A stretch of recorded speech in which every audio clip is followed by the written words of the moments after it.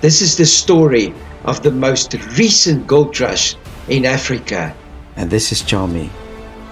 And the mine owner then goes to the different mines and tell the people, look, it's fine. The guy can photograph here. And every sacrifice, every risk is only bearable because of the great promise of becoming rich.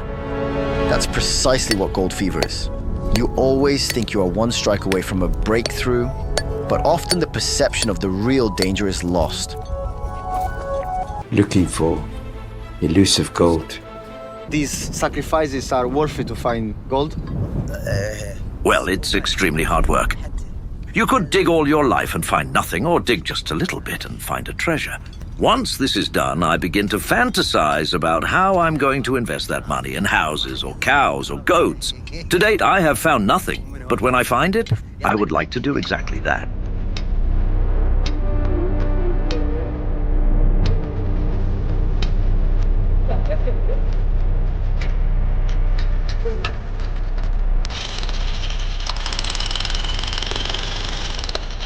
More than 100 meters deep.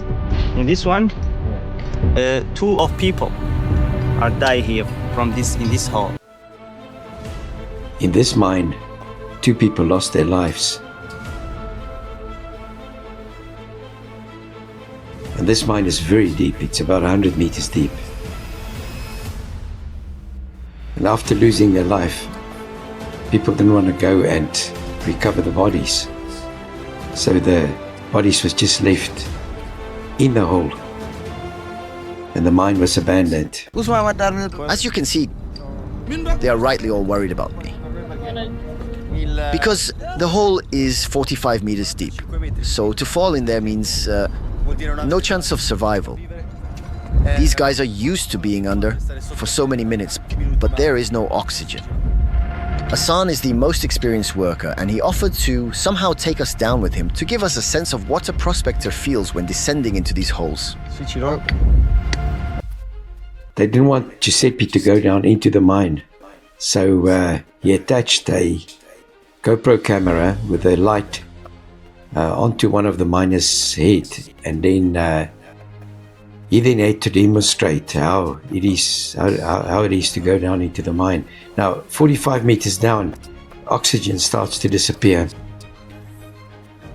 and it's very, very, very warm there, extremely warm. Temperatures in the range of 50 degrees centigrade. So now he goes down into the hole. Look how deep it is. It's amazing, and look how tattered and fray that rope is. So they just tied some knots to the rope so that the guy has something to grab onto. Nothing else, just a rope. If he slips, he falls and he dies. It's incredible. It's absolutely incredible to see the conditions under which these people are mining. Bare feet, he goes down. Down, down. And even further down, 45 meters down. They just have a small crevice that they dug, all by hand. Following the vein, hoping for gold.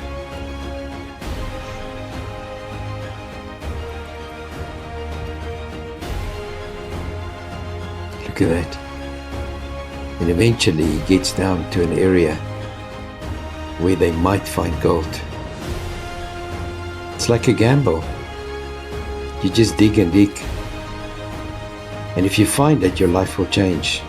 It's like winning the lottery. This is a very dangerous game of chance. Did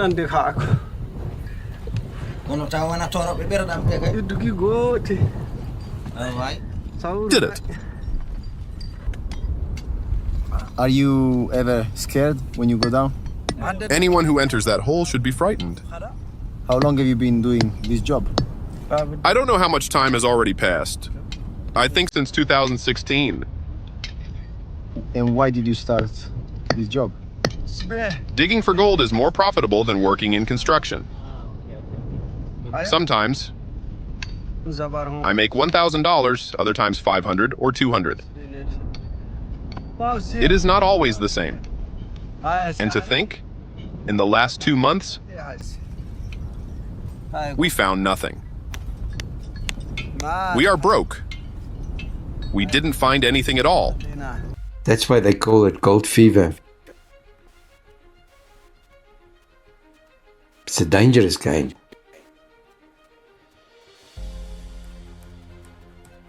If you get this fever, it means that one day you might find gold. We should buy one bag from this man, and we will bring it with us to Chami. Transport to Chami is more than 100 kilometers from here. Can we buy a bag? Exactly, we will buy a bag with from this man. Thank you. Thank you very, very much. Thank you very much, man. That's a deal. We are going to buy a bag of random stones that they wanted to have tested. If we find gold, we split it, 50-50. Let's see how it goes.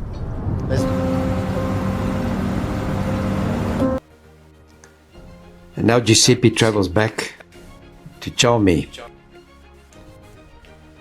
where they will look for the gold refinery.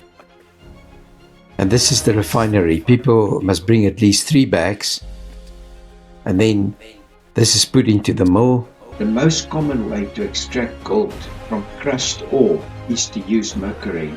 The gold is trapped with quartz inside the veins in the mine. Once you have extracted the quartz and the gold, you now have to separate the two. To separate the two, you need to mill it up until it's a very, very fine slurry. And then the gold will be there in fine, fine particles. By using mercury, they then create an amalgam where the mercury attaches itself to the gold. And then they have to take the mercury out of the gold to actually get a pure nugget of gold. You now have to heat this amalgam to a very high temperature so that the mercury then turns back into a vapor and then it disappears into the atmosphere.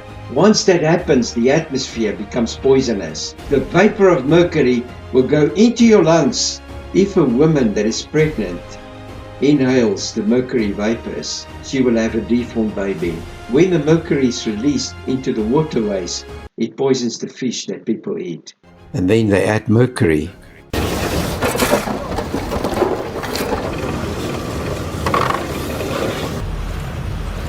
In this pot they're filtering now, you can see traces of mercury that they are trying to clean up to see. If it has attracted any small gold particles, they didn't find anything. Not a single shard of gold. It is a job without any assurance. You can bring in hundreds of bags and find nothing. As expected, not the slightest trace was found in our bag. But prospectors luckier than us sell their loot here at Euro 56 per gram, which is in small part purchased by local jewelers, while most of it is shipped abroad to buyers who don't ask any questions. One person's gold is being melted down to remove the mercury. Then after that, the gold is taken to the gold cellars, and you don't even know where the purity is. He is showing us one of the results of the tanks, and this was definitely a great find. This gold trades at 56 euro per gram. So there's 1.5 grams here. It's about 80 euro. A lot of work for such a small amount of gold. This is the whole process. Once the gold is extracted, he will sell it on the market. And he also tells me that if I want to buy it, I can buy it from him, but he cannot assure me how many carats it is. Look at that.